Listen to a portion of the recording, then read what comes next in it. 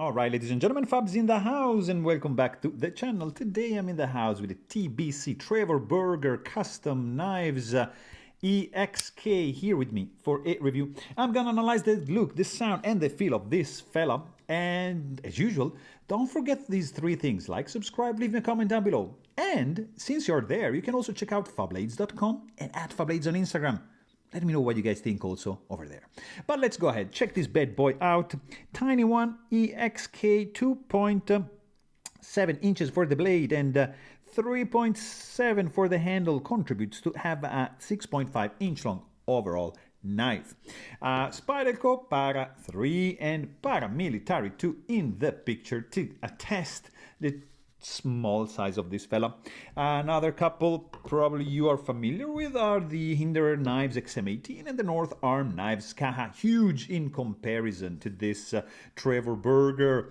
We are more in the ballpark of the small Sebenza 21 in this case. This is a large, and you see this guy, yeah, smaller than the Sebenza 21, which is a small knife. This is a haptic from Holt Blade Works, and this is the Spectre from the same brand. Again, to give you a complete picture of this relatively small knife, because, for example, this is a Shirogorov Neon and L Custom Division, and here you get a full-size F3 and S to have a more complete perspective for the size of this little guy, which is pretty cool. It's made in South Africa. It is like probably around the $600 mark for a plain Jane titanium frame lock, like in this case. The scales are titanium, and they have kind of like, I don't know if it's zero blast, but it's like a blasted finish. It's not stone washed. Trevor Burger can make some pretty cool designs, that's for sure. And because we are talking about Trevor Burger, I just want to show you, of course, like the big boy, the big brother, which is pretty much the LEXK. Same thing, just a little bit bigger, different profile for the blade, of course. And we have a little bit the same configuration going on right over here. But the scales don't have any internal skeletonization going on, so that's going to reflect a little bit on the weight. You get TBC engraved in the on the inside, and like 4 fullers on the show side, 3 on the back. You get some chamfering all around the external part of the scales, and just a little bit of rounding off on the inside. You have just one large finger groove, which probably can allocate one finger like here. The second one is gonna go right over there. And overall, I mean, the look, it's gorgeous. I really like this blade shape. I like the handle. It's a little bit too thick. That's my only gripe, but it, except for the T6, but the overall look, it's pretty cool. I really like this blade shape. When it's closed, it's probably a little bit too high on this side, but still looks pretty good. Also, you get a titanium back spacer, which is blue anodized, matching the clip and the collars, and it's not reaching the all the top, you see. So you see the tip of the blade is just right there, but it's safe. You can't snag it, so that's a good job. Also pretty straightforward disassembly. T6 here, done. You can check my maintenance video, but it's pretty straightforward right there. You get a stainless steel lock face insert, which is screwed in from the outside. It has an integrated over-travel lock bar stabilizer built in, which is amazing. There's no lock stick from the contact of the titanium with the steel, because it's steel up against steel, so we're good to go. You get these T6 for the pivot and the handle screws, which kind of don't like it. It's too small.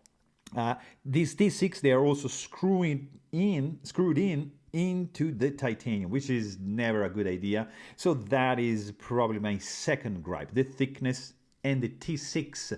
But still, just if you're gonna be careful during the disassembly video, the disassembly process, you're not gonna have any issues. Just take your time, go slow, and you're gonna be a happy camper. You also get a titanium, nicely milled, tip-up carry only blue anodized pocket clip. It's not reversible, it's just gonna live on this side of the knife. So the tension also is not too bad, and it's gonna be nicely going in and out of the pocket. Look at that ramp. There's some contact surface, which is not just like a point, but just like a line, more like so. It's gonna be snagged into the pocket. That's pretty cool. And then you get like this blade with this profile. It's one of my favorite lately. I don't know why, but I just like this Warncliffe kind of like ship's foot profile with the belly, the swedge, nice jimping going on, a little bit of chamfering, not that much, but nice swedge over here, which stops here, and then boom, you pretty much have all belly, very, very gentle at the end. You have a sharpening choil. You can appreciate the fact that it's sharpened through the end, but just kind of like gets thicker right there, you see? So I love the fact that it's hand rubbed satin, that is sterile looking, hollow grind, beautiful plunge grind. It's like a South African signature kinda. I love the Thornburn one. 0.136 for the stock thickness, and right behind the edge, trying to measure right after the micro bevel, 0.0135. So nice and slicey. It's not that thick, but the scales are kind of thick. And then you have this sound, which is snappy, not too loud. When you open it's all right, but when you close it, it's a tinking, high-pitched. It's kind of like two ceramic balls, like, or whatever, touching. Very unique, high-pitched closing sound. Opening sound, it's more regular. The weight in the pocket is going to be pretty contained because this is a relatively small knife, and you're gonna get like 3.43 ounces in the pocket, so not too shabby. Also, it feels, I mean, for me it's kind of small, this one, but it's a nice EDCable size.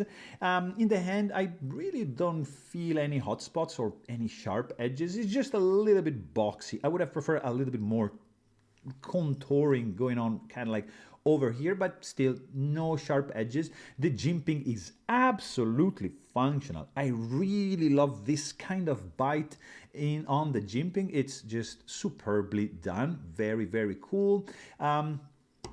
Yeah, I wouldn't do like a reverse grip. It's kind of small handle for my hands. These grooves are gonna add a little bit of texture and less, they're gonna be less slippery, these scales. So that's pretty good. There's no rattling. Everything is well put together, pretty flush back spacer. The pivot, the screws are not protruding. It's well put together, guys. Let's say that. There's no blade play up and down, left and right, no lock stick. And of course, this guy is running on bearings, and it's snappy. It's playful. It's a nice front flipper deployment with your thumb. There's no detent ball ramp, and there's no guillotine effect. You just gotta have to wiggle a little bit to get the blade inside the handle. It's a very well made knife, guys. It's the only gripes I told you, like T6 maybe, it's a little bit chubby here. I would have preferred more slimmed and refined and some internal skeletonization, but it looks amazing. It has a very cool closing sound. It feels good in the hand. And it's not gonna break the bank, especially if you find one on the secondary market. So there you have it. Hope you guys enjoyed this video, and thanks a lot for watching. Stay tuned.